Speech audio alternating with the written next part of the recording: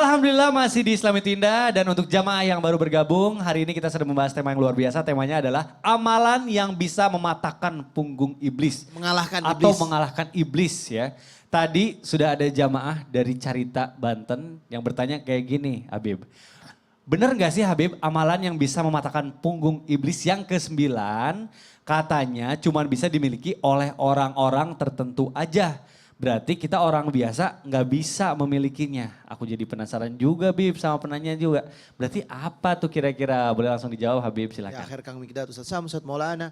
Bismillahirrahmanirrahim. Allahumma sholli ala sayyidina Muhammad wa ala ali sayyidina Muhammad. Ingat, siapapun bisa mengalahkan iblis ketika dia meyakinkan bahwasanya Allah sebagai Tuhannya dan selalu meminta berdoa kepada Allah Subhanahu wa taala. Iblis selalu menggoda kita. Iblis selalu mengganggu kita setiap saat dan setiap keadaan.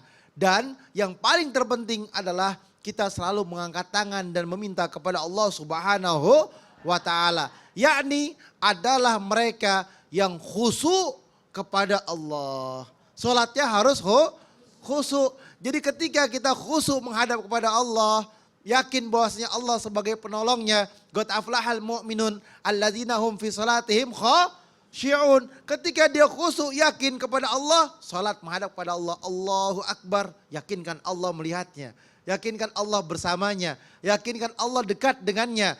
Dan amalan yang ke-8 ini adalah yang bisa mengalahkan iblis adalah hamba yang khusyuk, yang mereka alladzina yazunnuna annahum mulaqqun rabbihim wa annahum ilaihi raji'un, yang suatu saat akan kembali kepada Allah, yang suatu saat akan berada di dalam tempat yang Allah kasih, tempat yakni tempat yang paling indah, yakni surganya Allah Subhanahu wa taala. Dia yakin. Kenapa? Dia khusyuk dalam sholatnya. Dia khusyuk dalam ibadahnya. Dia khusyuk dalam setiap apapun yang dikerjakannya dalam bentuk ibadahnya.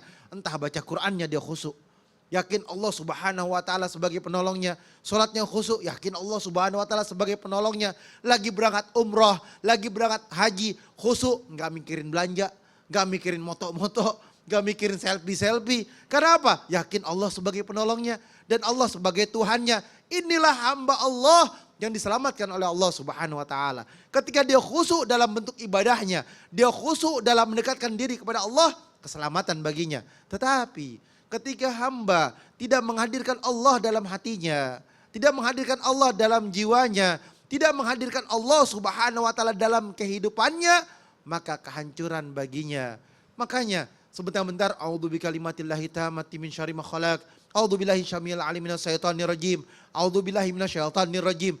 Berdoa kepada Allah, meminta kepada Allah perlindungan terhadap syaitan sehingga hatinya terjaga. Wudunya benar, ngambil wudunya baik, salat qobliyahnya benar, dan juga dia mengerjakan daripada perintah Allah Subhanahu wa taala dengan sebenar-benarnya dan berharap akan pertolongannya Allah. Masya Allah, Alhamdulillah berarti sudah 9 amalan, yang terakhir adalah khusyuk yang memang itu tidak bisa dilakukan oleh semua orang. Baik jamaah, Alhamdulillah kita sudah dapat 9 poin amalan yang bisa mengalahkan iblis dan sekarang akan ditarik kesimpulan oleh guru kita Ustadz Maulana, silakan guru. Amalan yang mematahkan punggung iblis sehingga iblis tidak berdaya. Satu hal buat kita, ketika kita mengalahkan iblis, mematahkan punggung iblis, artinya kita sudah mengalahkan, membuat iblis tidak berdaya. Amalan-amalan yang disebutkan tadi adalah amalan-amalan yang bisa membuat iblis tidak berdaya. Tidak berdayanya dan kita mendapatkan perlindungan atas amalan-amalan yang kita lakukan. Iblis tidak berdaya untuk mengganggu kita. Jadi ini adalah bentuk perlindungan. Di antaranya tadi khusyuk dan sebagainya. Kemudian ingat, yang membuat mematahkan punggung iblis maksudnya usaha iblis sudah sia-sia. Kebayang iblis berusaha untuk melencengkan, untuk menghapuskan ibadah kita, tapi patah punggungnya iblis, sia-sia amalannya. Masya Allah. Alhamdulillahi Rabbil Alamin. Allahumma salli ala Sayyidina Muhammadin Nabiil Ummi wa ala alihi wa sahbihi wa sallim.